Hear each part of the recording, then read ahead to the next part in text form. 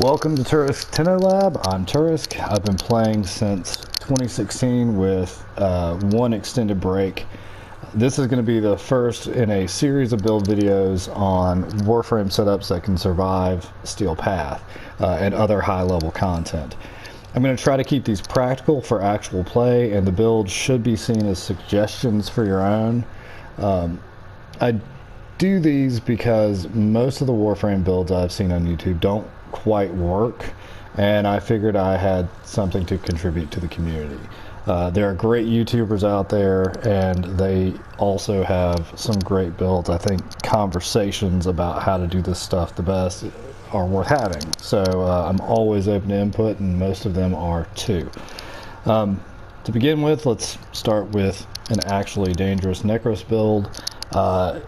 Nekros is the traditional squishy loot bot for many players. He can be very tanky, and there are ways to kind of utilize all this, and I've always thought that if he had a more consistent slow, he'd be an incredible Warframe. Well, with Helminth, we can subsume Gloom, and that goes a long way. For the newer players, I'm going to briefly go over his abilities. I'm not aiming these at new players, but feel free to listen either way. So the first one, and probably the most noteworthy here, would be Shield of Shadows. This ability is what makes Nekros incredibly tough. He will summon up to 7-ish shadows, and if they summon something, you get those too. But it cranks up his damage reduction to up to 90%. It is an incredibly handy ability to have. It is a little bit of a pain to maintain, but it does work. The next ability is Desecrate, which everyone kind of knows about. It is the loot bot portion of Nekros. A lot of people, all they see is this when they play this Warframe, and then kind of ignore the rest of his kit.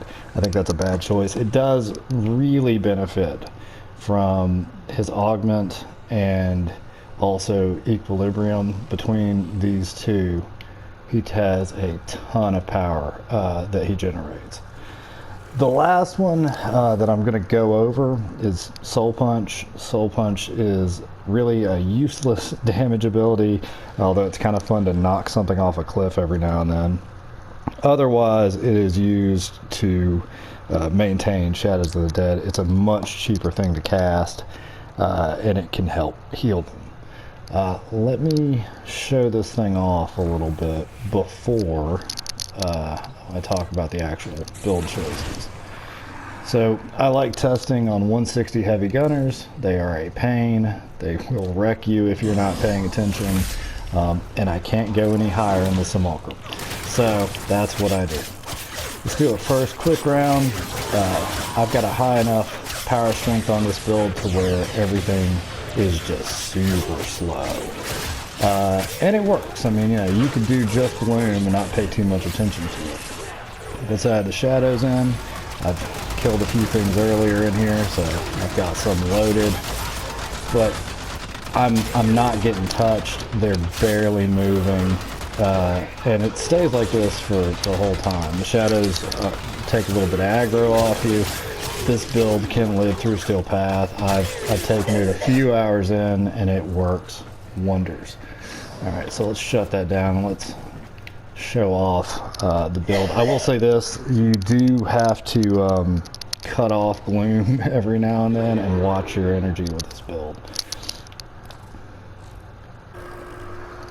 Let's talk a little bit about the actual build. I've got Brief Respite in the Aura, which provides some help in addition to Arcane Aegis for shield gating. It's actually not necessary for the vast majority of times you'll use this build, but it's a good thing to have those overshields building up while you're not taking a beating. I've got Power Drift in the Exilus. This is not actually necessary at all. There's probably a good argument for sticking primed sure-footed there. I don't think you need it if you keep your shadows up, but if you find yourself not paying enough attention, go ahead and put primed sure-footed there if you've got it. If not, handspring. Then I've got 2 Umbral mods, Umbral Intensify, Umbral Vitality, and yeah, that's an Umbral Forma on a Nekros. Really, the Umbral Vitality there is just kind of there for a health buffer. If you're doing this right, you won't get hit. Just keep moving. The enemies are going so slow, it's hard to give you any trouble. Blind Rage in there for the power. Yes, that eats your energy drain and causes all kinds of problems. But the reason this build is set up the way it is because Nekros just generates energy. Mainly that's working through Arcane Energize, and that one might be overkill, but I'm not willing to take it off to tell you one way or another. And then Despoil and Equilibrium do the rest of the work. Also Prime Flow, so you've got a pretty good energy pool. That thing will just maintain, as long as your kill rate stays high, you will continue to get enough energy with this build to maintain Gloom and Shield of Shadows the whole time. Shield of Shadows is really what does the bulk of the tankiness work, in addition to adaptation.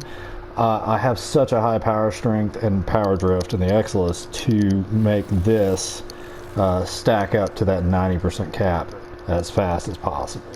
I think with the shadows out, your status immune, I can usually keep them up, and it's not that big of an issue.